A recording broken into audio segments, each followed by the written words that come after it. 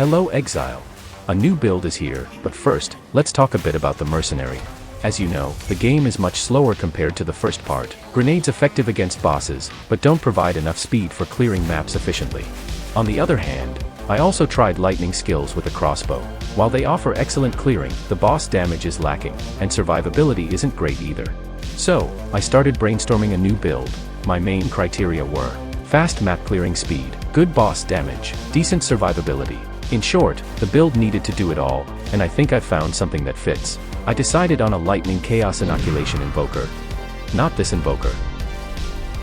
Interestingly, the game itself nudged me in this direction. Just look at this, a staff with 700 physical DPS and solid critical strike stats. It's too good to pass up.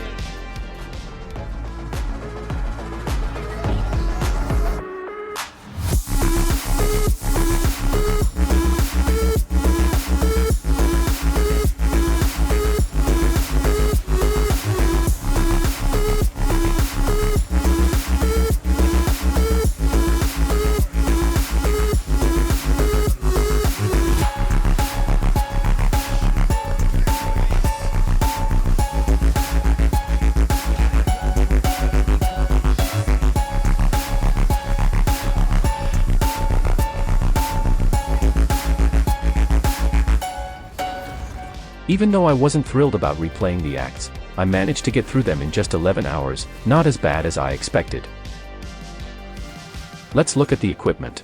Weapon, the focus is a staff with the highest possible DPS. Since we're playing a crit-based build, suffixes like critical strike chance or critical strike multiplier are excellent choices. Helmet, prioritize the highest possible amount of energy shield. Thanks to a passive in the tree, we also gain 2 evasion rating for every 1 ES on the helmet, making this a key item for our defenses. Body armor, currently, I'm using an energy shield base, but I plan to replace it with a hybrid base featuring both evasion and energy shield. This will allow me to take advantage of Spectral Ward, which trades some ES for significantly more evasion. If I manage to get armor with solid evasion and ES stats, I'll make the switch, but for now, I'll stick with what I have. Boots, look for maximum movement speed and high energy shield. Gloves, prioritize gloves with an energy shield. A useful suffix here is mana leech, which can also be found on a staff, gloves, or a ring. Without mana leech, you may encounter mana issues. Belt, focus on resistances, as that's the primary benefit we're looking for. Amulet, I was fortunate to obtain a good amulet with an energy shield, resistances, and some intelligence. I also added an inexpensive pure energy passive here. Rings. One of my rings helps cover my missing resistances. For the second ring, I saw an interesting option to make explosions. Typically, Herald of Ice causes frozen enemies to explode, but with this ring, even chilled enemies can explode. To make this work, you need a bit of cold damage to apply the chill, which can be acquired via your staff or ascendancy. Alternatively, you can use Call of the Brotherhood to convert all lightning damage into cold damage. This is also a great option but may require some adjustments to the build. Flasks, use any flasks that suit your playstyle. Charm, we have several options here. Since stuns and freezes are common issues, you could use charms to mitigate these effects and free up passives in the tree. Another option is the Golden Charm, as increased item rarity is always cool. I use Storm Wave for clearing, as most mobs die from explosions.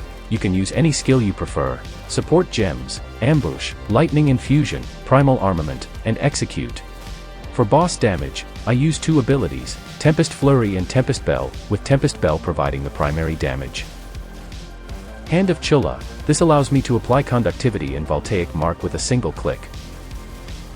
Blink, replaces Dodge Roll as a movement skill, significantly speeding up gameplay.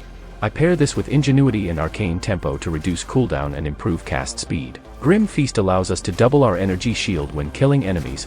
I use Herbalism, Clarity, and Precision here. Herald of Thunder to increase damage with Culling Strike, Elemental Focus, and Conduction. Herald of Ice gives us incredible explosions, so there's Cold Infusion, Magnified Effect as well as Ice Bite and Innervate. Wind Dancer increases our evasion. I added Blind and Maim here. Unbound Avatar with Persistence, Cold, Fire and Lightning Mastery. While this may not be the absolute best combination of support gems, I'm quite satisfied with it for now. On maps we just need to use Storm Wave and move with Blink.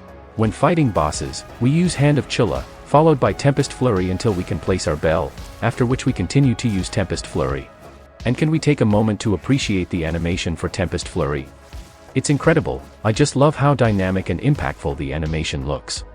The Invoker Ascendancy provides significant bonuses, including a large amount of spirit for our auras, more elemental damage with Unbound Avatar, and the ability to ignore enemy resistances on crits. In the tree we need nodes related to crits, energy shield, lightning damage and attacks. I also use jewels that give increased energy shield.